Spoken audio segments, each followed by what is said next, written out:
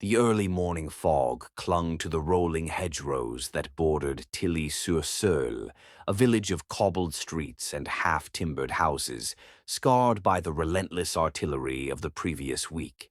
It was a Thursday when the 200 men of the British 50th Northumbrian Infantry Division arrived, exhausted, understrength, and acutely aware that the German 12th SS Panzer Division, numbering over 1,500 combat-ready soldiers, was advancing with mechanized support. For these 200 men, holding Tilly-sur-Seulles was not merely a tactical objective. It was a lifeline, a bulwark against the rapid advance of German forces seeking to reclaim positions lost during Operation Overlord. The British soldiers were a mixture of seasoned veterans who had fought in North Africa and newly drafted reinforcements. They understood that their numbers offered no margin for error. Yet, as dawn broke, they prepared to face the impossible.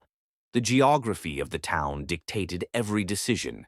Tilly-sur-Seulles was bordered on three sides by dense hedgerows, interspersed with sunken lanes known to the locals as bocages.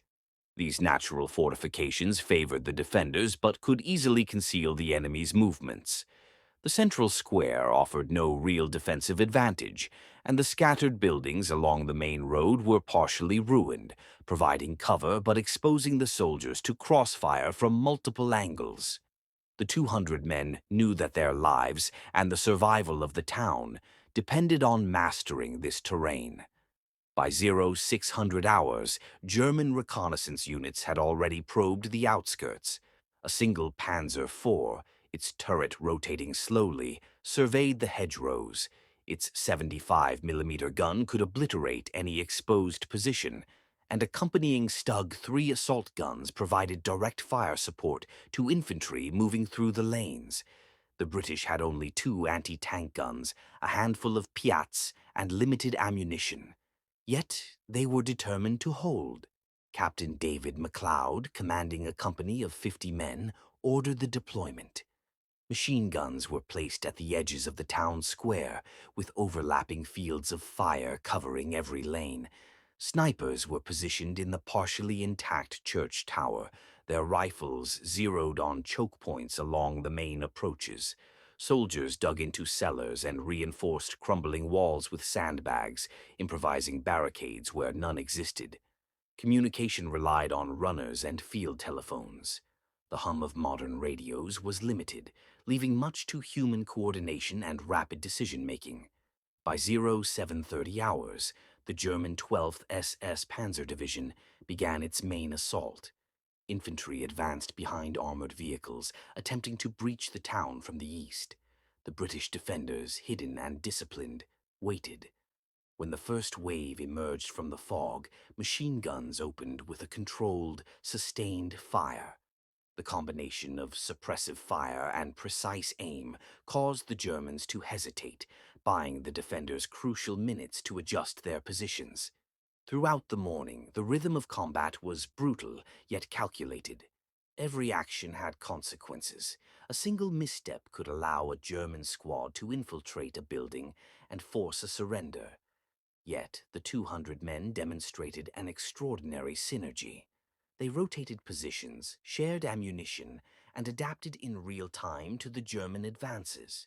The soundscape was dominated by rifle cracks, the dull boom of artillery, and the distant roar of panzer engines echoing through the valley. The fog combined with smoke from burning buildings to create a surreal, almost painterly atmosphere, a living tableau of courage and tension. By 1100 hours, the Germans had attempted multiple frontal assaults and flanking maneuvers. Each was repelled, often with minimal exposure of the British positions. The hedgerows, once seen as barriers to movement, became tactical traps for the attackers. Mortar rounds rained down sporadically, yet careful British marksmanship and adaptive cover allowed the defenders to minimize casualties. The psychological strain on both sides was palpable. The Germans were baffled by the resistance of such a small force, while the British fought against exhaustion, fear, and the looming shadow of annihilation. During the lull between attacks, Captain MacLeod moved among his men, reinforcing morale and providing guidance. He reminded them that the town's survival was critical to the broader Normandy campaign. Every decision mattered, every life counted, and yet there was no time for hesitation.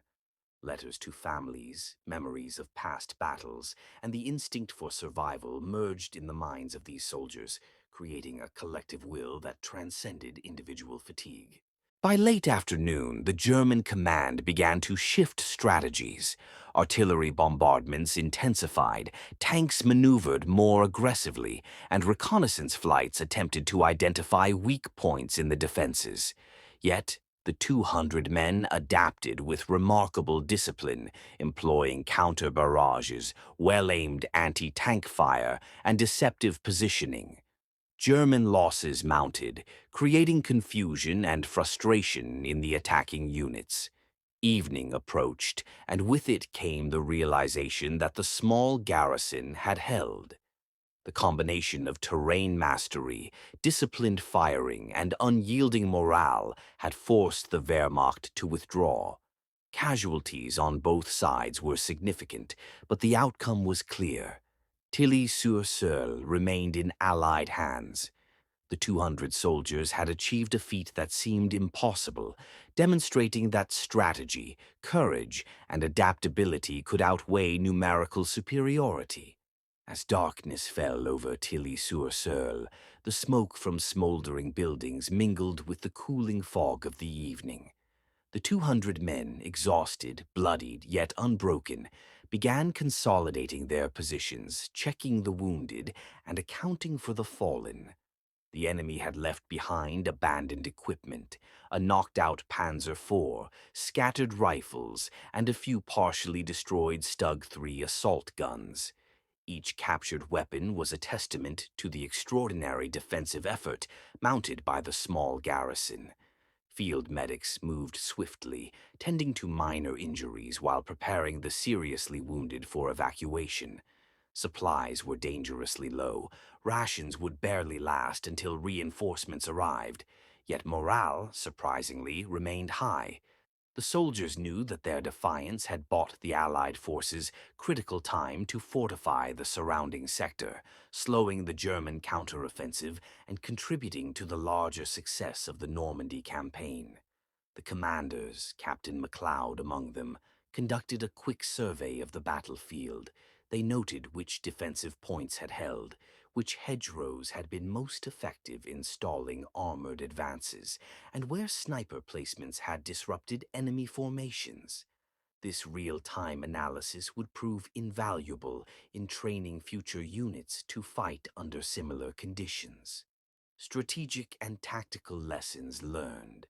Night, early hours of August 17th. Historians would later point to Tilly-sur-Seulles as a textbook case of asymmetric defense.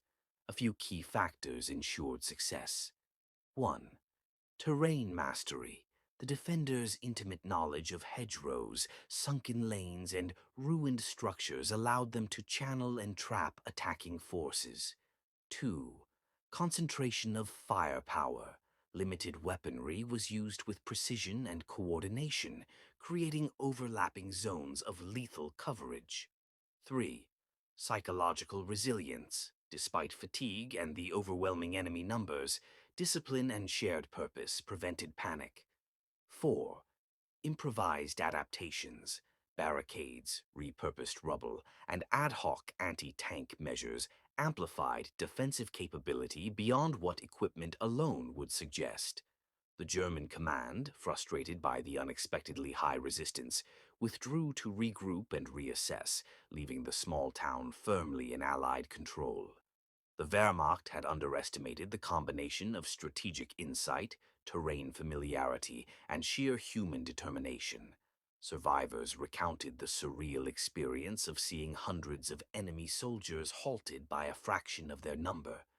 One private noted, "We knew the odds, but somehow the town became an extension of ourselves. Every hedgerow, every ruined wall felt like a shield we had built with our own hands." Letters and diaries from the period reveal the psychological strain. exhaustion, fear of encirclement, and the constant calculation of risk. Yet these same records demonstrate a profound sense of accomplishment, pride, and unity. The civilians of Tilly-sur-Seulles, who had hidden in cellars during the fighting, emerged cautiously at dawn. They found the town still standing, their lives spared, and their respect for the defenders eternal. Local accounts highlight the tension of living in a war zone where a few hundred men determined the fate of an entire community. Legacy and historical significance. The defense of Tilly-sur-Seulles is remembered as an extraordinary example of small unit effectiveness in World War II. It illustrates several enduring lessons. Courage under extreme duress can tip the scales in otherwise hopeless situations. Tactical ingenuity using terrain, deception, and coordinated fire can offset numerical inferiority. Human resilience and leadership are as decisive as any weapon system. The actions of the 200 soldiers contributed materially to the broader Normandy campaign, delaying German advances and preserving key Allied positions. In military history, such instances are studied to understand not only tactics but the psychology of survival, cohesion, and decision-making under fire.